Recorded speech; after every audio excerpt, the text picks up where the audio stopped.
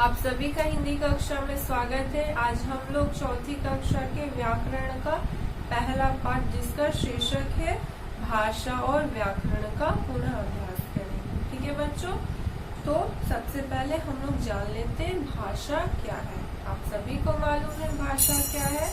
भाषा वो साधन या माध्यम है जिसकी सहायता से हम लोग अपने मन की बात दूसरों तक पहुंचाते हैं और दूसरों की बातों को समझते हैं। ठीक है, जैसे कि अगर आपको एक स्थान से दूसरे स्थान तक जाना है तो आपको भाषा की सहायता लेनी होगी, या अगर आप अपने माता पिता से किसी खिलौने को खरीदने के लिए जिद करोगे तो सबसे पहले आप माँ को या पिताजी को अपने मन की बात जाकर बोलोगे, तो इसका माध्यम ही क्या है, भाषा है।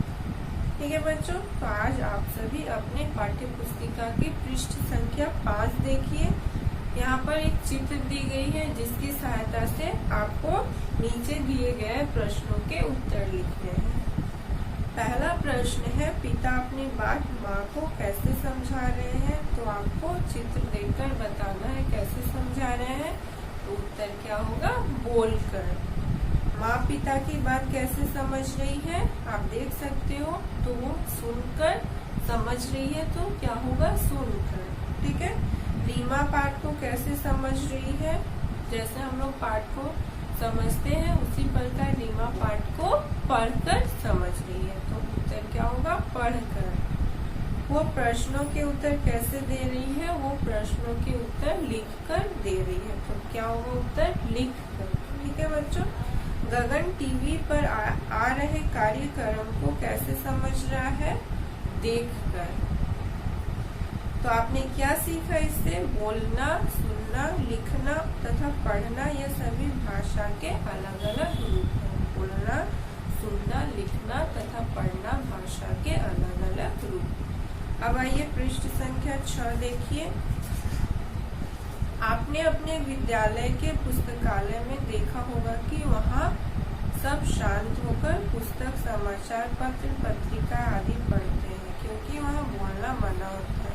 हमारे भी विद्यालय में एक पुस्तकालय है जहाँ बोलना मना होता है। तब हम अपने मन की बात कैसे करते हैं, संकेतों के माध्यम से। यह भी भाषा का एक रूप है।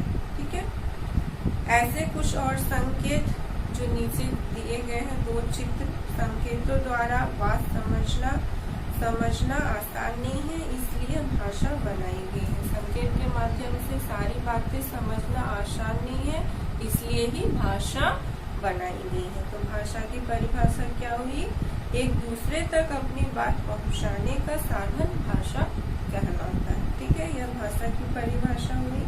अब भाषा के रूप, आप सभी ने भाषा के रूप को पढ़ा। भाषा के 2 रूप है, पहला है मौखिक रूप और दूसरा है लिखित रूप। ठीक है, तो आइए देखते हैं पृष्ठ संख्या 7।